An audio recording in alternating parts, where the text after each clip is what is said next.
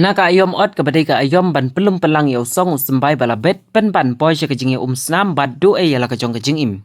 Kipulit na baro artli gejala lana asam lani na mekalaya kila penyeng skor hi kliang namar kila jus nguthu hi bakat ma haki arliang manla kala jukhi na kapor sya kapor. Katba kinong rep kibadai na kasunong lapangap West Janjay Hill District haka step jong kandai tarik urisau kila yo ban hiar sya kalengka ban lit ot ya la kajong ki kaba pen ban hakum kani kapor puk ki bakret thaw ya kajing ya kan at kidai hi ki kan hun karbi haka bakila tur bet sya katai kalengka ban penlong ya ka huri hura katba kinong lapangap kidang dem ngon ban ot ya la kajong ki kaba. Haka ni kajing ya kan at uway na ubriu basaw pusan sinem ka karta ubadai na kasunong tapat karbi anglong ula du ay ya la kajong kajing im. Katkum kajing pentip na kalyang ki pulit ba kajing du ay uni urang ba ya la kajong kajing im kaladai kajing ya hun marbar kajong o bat ki paj ba kamcem ladon kanu kajing pendon kambak la ki pulit hakitiar pen mensaw. Shishu ki pulit jong mekalaya ki ba apa hara lupa haswa ba ki briu la jong kin hiar hakatai kalengka namar kajing tur kertep ki karbi syakatai ka jaka badon kinong rep na lapangap ki pulit ki pendon kam ban kawang da ki tendong le air pensat kemat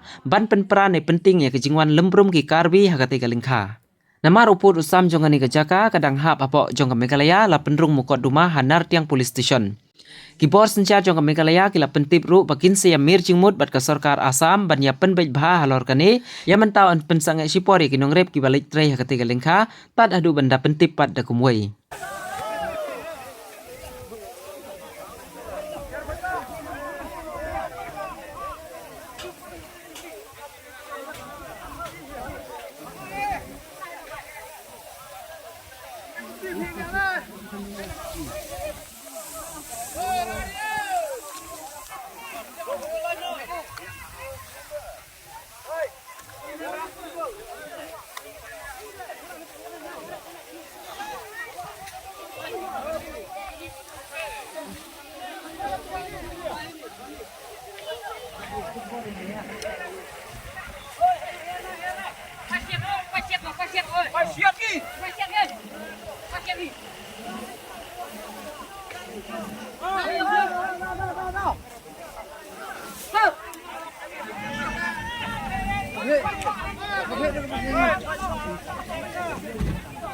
Đây đây.